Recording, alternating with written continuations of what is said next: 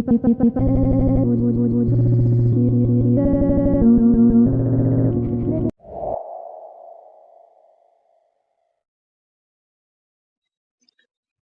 malam kepada Bapak dosen dan teman-teman sekalian. Perkenalkan, nama saya Delvia Melanie Paulus dari kelas 1A Teknologi Kimia Industri dengan NIM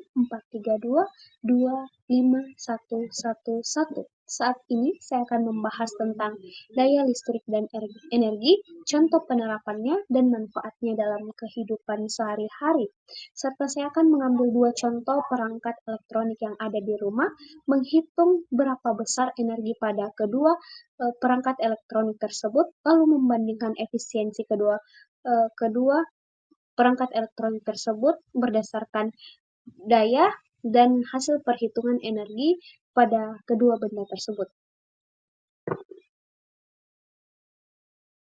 Apa itu daya? Jadi menurut saya, daya adalah kemampuan seseorang atau suatu benda dalam melakukan usaha dalam waktu tertentu. Jadi, daya menggambarkan seberapa banyak usaha atau energi yang digunakan pada setiap detiknya. Contohnya, pada manusia, jika ingin pekerjaannya terselesaikan dengan cepat dan baik, maka diperlukan usaha yang lebih besar. Sedangkan pada benda, semakin besar dayanya, semakin cepat energi digunakan atau diubah, seperti pada lampu, kipas angin, ataupun blender.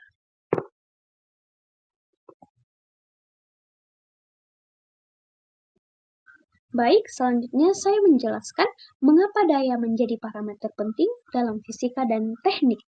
Daya itu penting karena menunjukkan seberapa cepat suatu alat memakai atau menghasilkan energi. Dengan mengetahui daya, kita bisa membandingkan mana alat yang lebih kuat atau mana alat yang lebih cepat bekerja. Dalam teknik, daya membantu insinyur merancang sistem yang aman dan efisien, misalnya menentukan ukuran kabel, motor, atau mesin agar tidak kelebihan beban.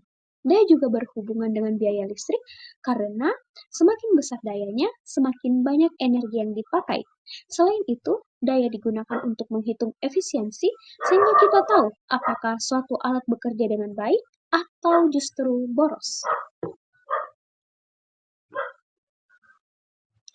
Adapun manfaat daya dalam kehidupan saya sehari-hari, contohnya pada dispenser saya dengan daya 500 watt, di mana daya sebesar ini dibutuhkan agar air bisa cepat dipanaskan. Semakin besar dayanya, semakin cepat dispenser menghasilkan air panas.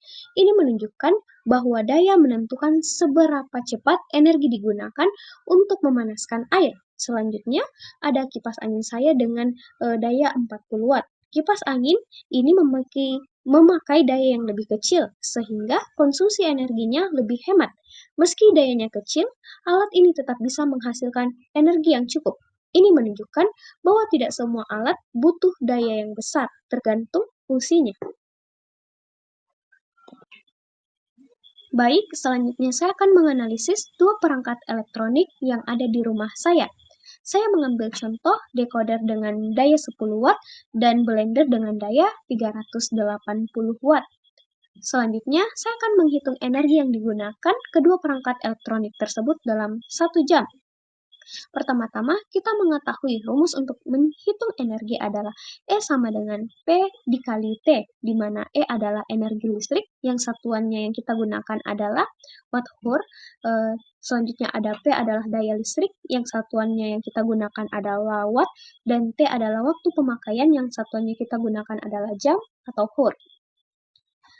Selanjutnya kita akan menghitung energi pada decoder.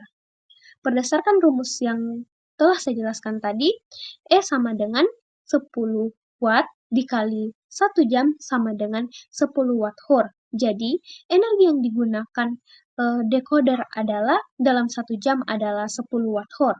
Selanjutnya kita menghitung energi yang ada pada blender, di mana E sama dengan 380 watt dikali 1 jam sama dengan 380 watt hour. Jadi, energi yang digunakan pada blender dalam 1 jam adalah 380 watt hour. Dari hasil perhitungan energi, decoder dengan daya 10 watt hanya menggunakan energi sebesar 10 watt hour dalam 1 jam. Sementara itu, blender dengan daya 380 watt menghabiskan energi jauh lebih besar, yaitu 380 Wh dalam 1 jam.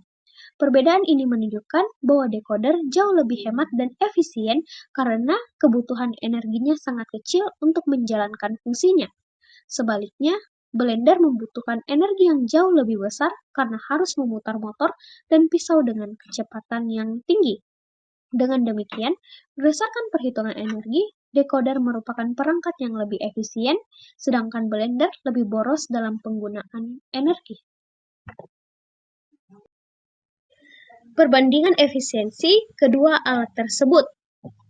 Decoder merupakan perangkat elektronik yang bekerja dengan mengubah energi listrik menjadi sinyal digital untuk ditampilkan pada televisi.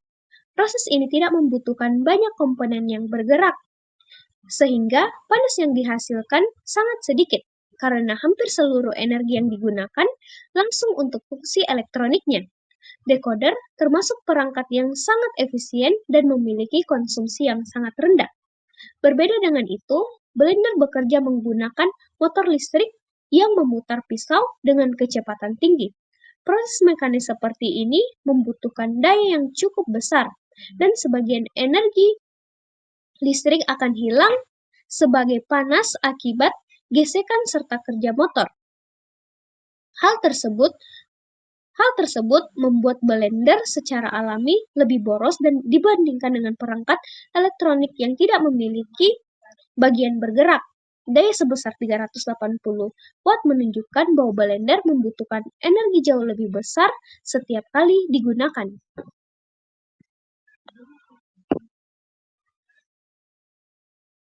Sekian dari saya, terima kasih.